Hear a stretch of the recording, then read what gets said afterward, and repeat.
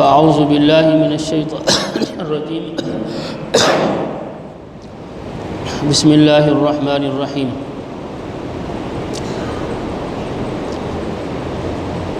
وقل رب ادخلنی مدخل صدق واخرجنی مخرج صدق واجعل لی من لدنک سلطانا نصیرا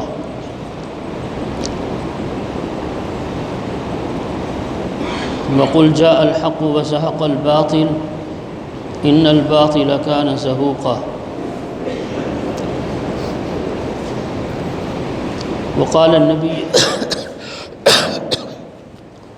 صلى الله عليه وسلم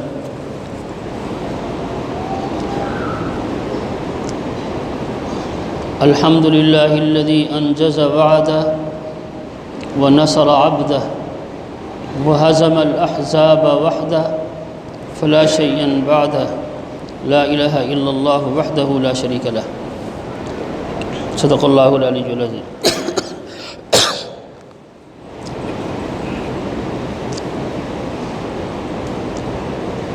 سورۃ الاسراء 15ویں پارے کی 2 آیات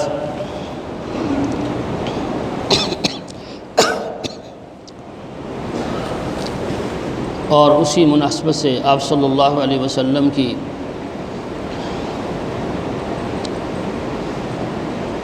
بیان کردہ اللہ کی تعریف کے ساتھ دعا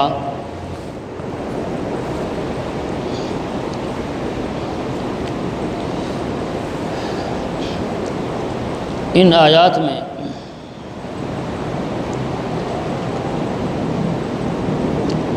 اقتدار کا طریقہ اور اسلوب اور انداز اللہ نے بیان فرمایا ہے کہ امراء کا انداز اقتدار کیسا ہونا چاہیے۔ یہ 2 آیات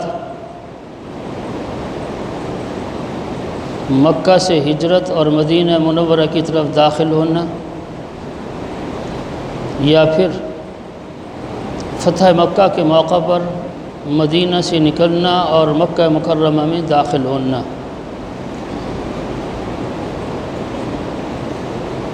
اور پھر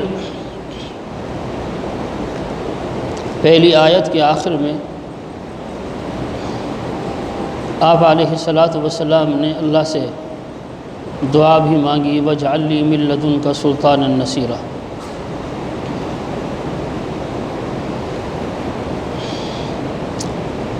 اقتدار کا طریقہ اور اسلوب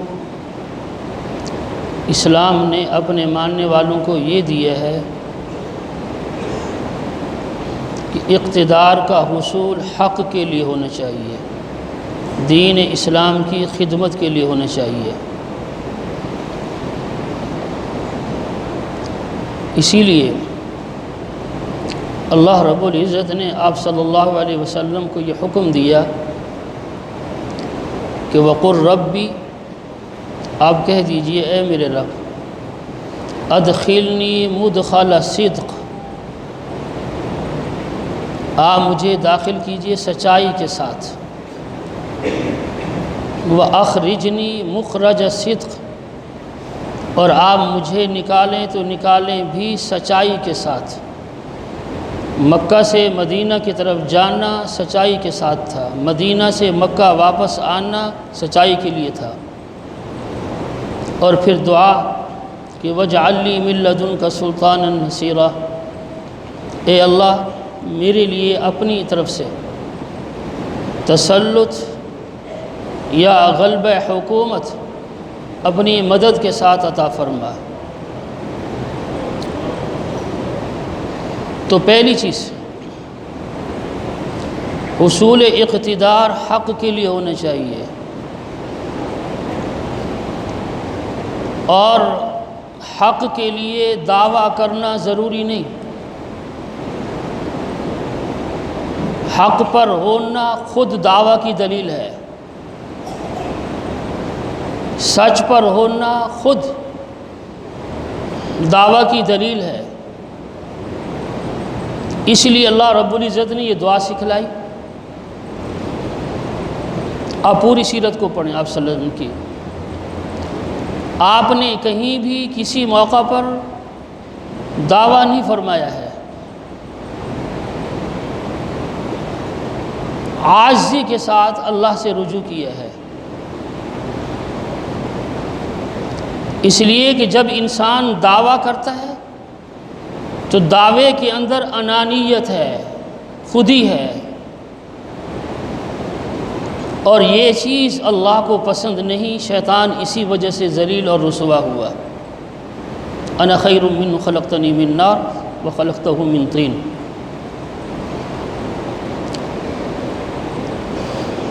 اس لیے ملکوں کو اور قوموں کو وہ عزت اور وقار نہیں ملا کہ امت کے حکمران دعووں پر گزارا کرتے ہیں. دعوے کا حق نہیں ہے.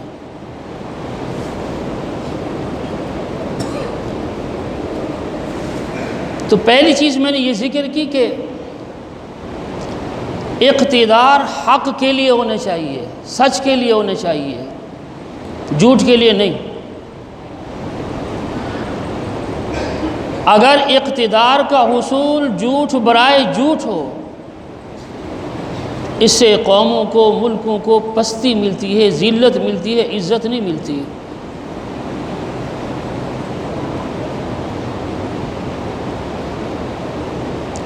اس لیے جب مکہ مکرمہ فتح ہوا، حق کے لیے آئے، حق کے لیے داخل ہوئے. احادیث میں آتا ہے کہ آپ صلی اللہ علیہ وسلم کے دست مبارک میں ایک چھڑی تھی.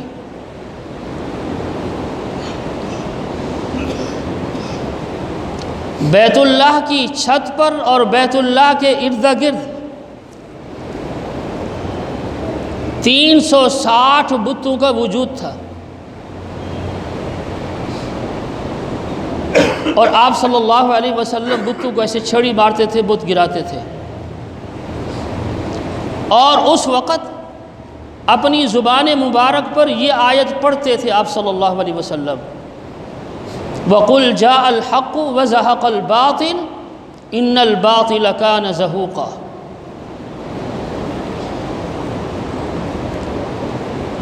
اس کا کیا معنی؟ جو مسلمان اقتدار کی کرسی پر براجمان ہو، اس کے لیے قرآن اور احادیث کی تعلیم کا ہونا بھی ضروری ہے، جس سے وہ ملک اور قوم کی رہنمائی کر سکے.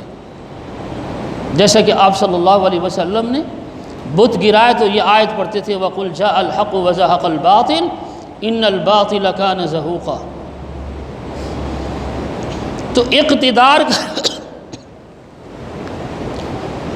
اقتدار کا حصول حق کے لیے ہونا چاہیے. اقتدار میں آنا حق کے لیے ہونا چاہیے. جب اقتدار سے نکلے تب بھی حق کے لیے نکلے، پھر اللہ کی مدد آتی ہے. افغانستان کو دیکھ لیں، یہ ہماری زندگی کی مثال ہے. ہم اللہ کی نصرت اور قرآن کریم میں بیان کردہ اللہ کے وعدوں کا نمونہ اگر دیکھنا ہے تو اس خطے کو دیکھ لیں، ان لوگوں کو دیکھ لیں. ہمارے ہاں دعویٰ وعدہ برائے جھوٹ، جھوٹ برائے دعویٰ اور وعدہ ہے. جھوٹ سے ملک نہیں چلتے، نہ جھوٹ سے ملک اور قوم کو ترقی ملتی ہے. جس طرح جھوٹ سے ترقی نہیں ملتی، سودی معاملات سے بھی ترقی نہیں ملتی، نحوست آتی ہے. اور آپ صلی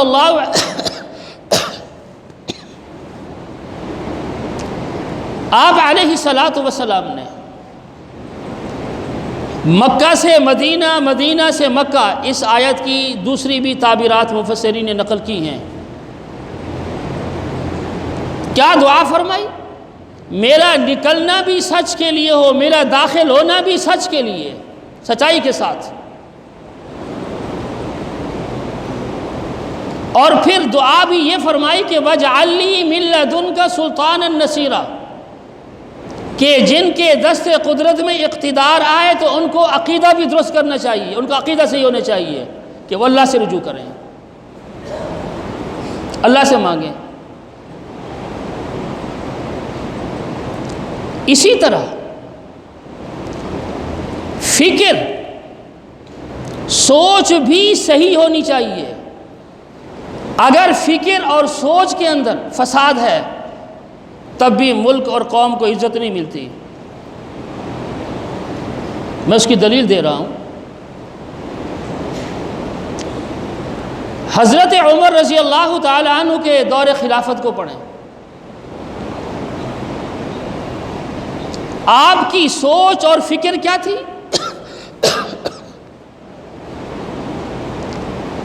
اگر میری حدود کے اندر ایک کتا بھی بھوکا مرے گا تو قیامت کے دن مجھے اللہ کے ہاں جواب دہ ہونا ہوگا۔ یہ فکر اور سوچ تھی۔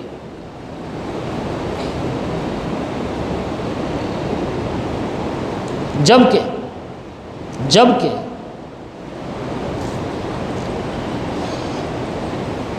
غیر پالتو جنگلی جانوروں کے حقوق میرے اور آپ کے ذمہ نہیں ہیں۔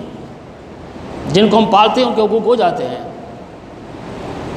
جن جانوروں کو پالتے ہیں ان کے حقوق ہو جاتے ہیں، خوراک اور پانی یہ چیزیں، لیکن جو ہمارے قبضے میں نہیں، جنگل میں ہیں، ان کے حقوق میرے اور آپ کے ذمہ نہیں۔ لیکن حضرت عمر کو جنگل کے کتوں کی بھی فکر تھی۔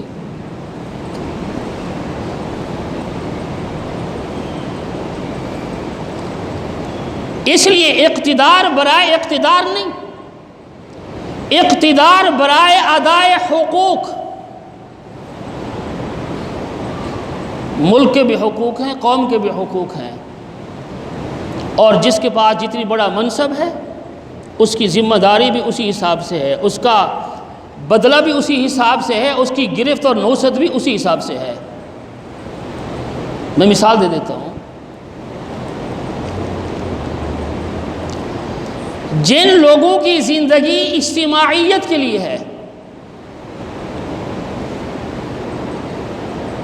مثلا میں ہوں علی ھذا القیاس، جو ائمہ علماء کرام ہیں، اگر کوئی جھوٹ بولے گا تو اس کا اثر پوری قوم پر ہوگا،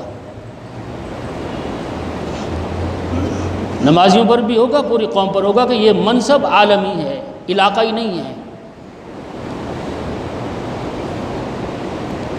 جن کے پاس ملک کا اقتدار ہوگا، اگر وہ جھوٹ بولیں گے، جھوٹے دعوے کریں گے، اللہ کے در کو چھوڑ کر مخلوق کا در پکڑیں گے، تو اس کی نوست کے اثرات بھی ملکی سطح پر برآمد ہوں گے۔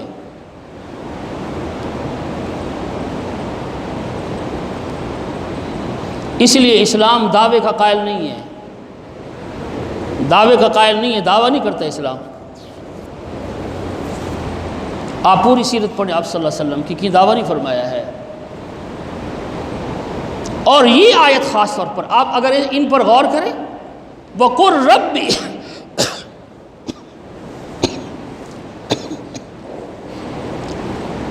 کہ آپ کہہ دیجئے اے میرے رب۔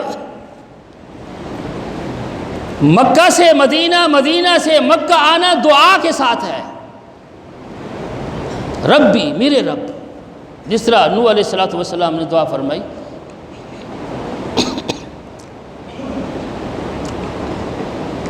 فدعا،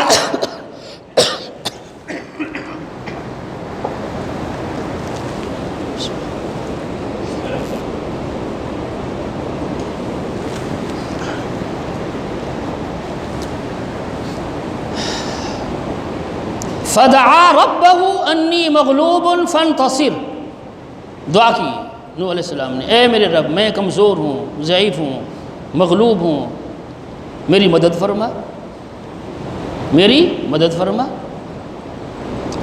حالانکہ نبی کا منصب بہت رتبے اور فضیلت والا منصب ہوتا ہے، لیکن کسی نبی اور رسول نے دعوے سے کام نہیں لیا، دعوے سے کام نہیں لیا ہے۔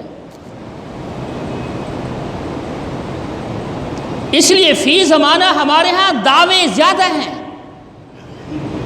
اور وعدہ وفائی نہیں، اور جو وعدہ کی مخالفت کرتا ہے، خلاف ورزی کرتا ہے، احادیث میں فرمایا ہے آپ صلی اللہ علیہ وسلم نے، حالانکہ اب فرمایا کہ اگر کافر سے بھی معاہدہ کرو تو اس کو نہ توڑو، کافر سے بھی معاہدہ وعدہ کرو، اس کو بھی نہ توڑو، جب تک کافر وعدہ توڑنے کی، معاہدہ توڑنے کی ابتدا نہ کرے۔ وَإِن نَكَثُوا أَيْمَانَهُم مِّن بَعْدِ عَهْدِهِمْ فَطَعَنُوا فِي دِينِكُمْ فَقَاتِلُوا أَئِمَّةَ الْكُفْرِ۔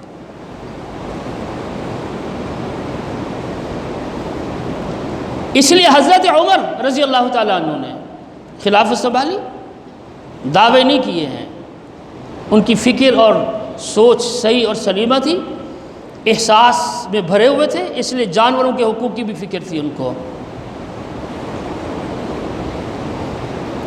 آج اگر اور امراء کا کوئی طبقہ کتے اور دیگر جانور پالتا ہے، ان کے حقوق کو قوم کے حقوق پر ترجیح دیتا ہے، جبکہ اس کی ذمہ داری یہ نہیں، ذمہ داری منصب اس کو قوم کے حقوق کی ادائیگی کے لیے ملا ہے۔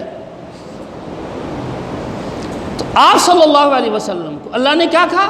وَقُلْ رَبِّ، آپ یہ کہہ دیجئے اے میرے رب، ادخلنی مدخل صدق، میں مکہ سے ہجرت کر کے مدینہ جا رہا ہوں تو مجھے مدینہ میں داخل فرما سچائی کے ساتھ۔ وَأَخْرِجْنِي مُخْرَجَ صِدْقٍ، اگر میں مکہ سے نکل رہا ہوں یا مدینہ سے واپس آ رہا ہوں، تب بھی میرا نکلنا دونوں مقامات سے سچائی کے لیے ہونا چاہیے۔ یا اقتدار میں آنا جانا کردار کشی کے لیے اور کچھ نہیں ہے، جبکہ یہ حق نہیں ہے، یہ حق نہیں ہے۔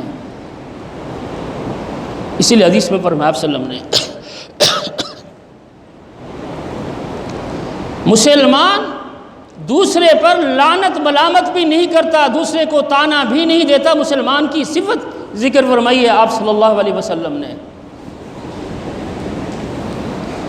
اور پھر آخر میں پھر دعا کو ذکر فرمایا کہ وَاجْعَلْ لِي مِن لَّدُنْكَ سُلْطَانًا نَصِيرًا، اے اللہ میرے لیے اپنے پاس سے ایک غلبہ، اقتدار، حکومت، مددگار عطا فرما۔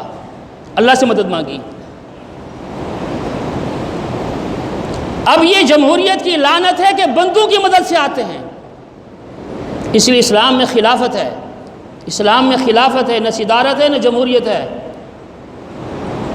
اور اس میں فرق کیا ہے؟ جب تک خلیفہ وقت سے کفر صادر نہ ہو اس کو منصب سے نہیں ہٹا سکتے، جمہوریت برعکس ہے، برعکس ہے۔ تو پھر آپ صلی اللہ علیہ وسلم نے پھر بھی دعا فرمائی، وَقُلْ جَاءَ الْحَقُّ وَزَهَقَ الْبَاطِلُ إِنَّ الْبَاطِلَ كَانَ زَهُوقًا۔ اس کا معنی کیا ہے؟ اقتدار کا حصول حق کے غلبے کے لیے ہونا چاہیے، اقتدار کا حصول حق کو نافذ کرنے کے لیے ہونا چاہیے، جس طرح اللہ تبارک و تعالی نے کیا کہا ہے، یریدون لیطفئوا نور اللہ بافواہہم واللہ متم نورہ ولو کرہ الکافرون، کہ کافروں کا منشا مقصد کیا ہے؟ یریدون لیطفئوا نور اللہ بافواہہم، کہ وہ اپنے منہ سے اللہ کے عطا کردہ نور کو چھین لیں، جبکہ چھین نہیں سکتا کافر۔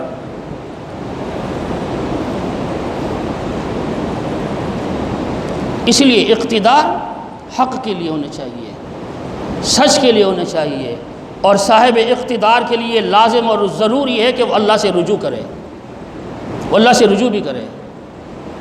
اگر اللہ سے رجوع نہیں ہے کچھ نہیں ملتا۔ پھر کیا حضرت عمر رضی اللہ تعالیٰ عنہ نے یا صدیق اکبر رضی اللہ تعالیٰ عنہ نے اقتدار نہیں سنبھالا، خلافت کو نافذ بھی کیا، اللہ کے در کو بھی نہیں چھوڑا؟ نماز خود پڑھاتے تھے، خطبہ خود دیا کرتے تھے، سفری حالت کے اندر کسی صاحب علم اور صاحب التقوی سب سے زیادہ جو صحابی اس کا حامل ہوتا اس کو مصلی پر کھڑا کیا کرتے تھے۔ اور جہاں اسلام کی مخالفت کے قوانین ہوں، دین کی مخالفت کے قوانین ہوں اور وہ نافذ العمل ہوں، برکت نہیں آئے گی، ملک میں نہیں آئے گی۔ حضرت عمر بن عبدالعزیز رحمہ اللہ، ان کے دور خلافت کو پڑھیں آپ، انصاف کو نافذ کیا، انصاف کو حق دیا۔ اسلام کی خوبی کیا ہے کہ آپ کو انصاف مانگنا نہیں پڑے گا، اسلام آپ کو انصاف مہیا کرتا ہے، اور انصاف کے مہیا کرنے کے لیے اسلام نے جو اصول و ضوابط وضع کیے ہیں کسی اور مذہب کا خاصہ نہیں ہے، اسلام کا خاصہ ہے کہ فریقین کو یا تو قاضی دونوں کو بٹھائے یا دونوں کو کھڑا کرے، ایک کو بٹھائے ایک کو کھڑا کرے، اسلام اجازت نہیں دیتا۔ اور اسلام یہ بھی اجازت نہیں دیتا ہے کہ قاضی غصے میں فیصلہ نافذ کرے، اگر غصے میں فیصلہ نافذ کرتا ہے وہ فیصلہ قابل عمل نہیں ہے پھر دین کے اعتبار سے۔ یا تو انصاف بیچا جاتا ہے، انصاف خریدا جاتا ہے، اس لیے اس کو قیامت کی علامات میں سے آپ صلی اللہ علیہ وسلم نے ذکر فرمایا کہ انصاف کا قتل ہوگا، یہ حدیث کے الفاظ ہیں، انصاف کا قتل ہوگا۔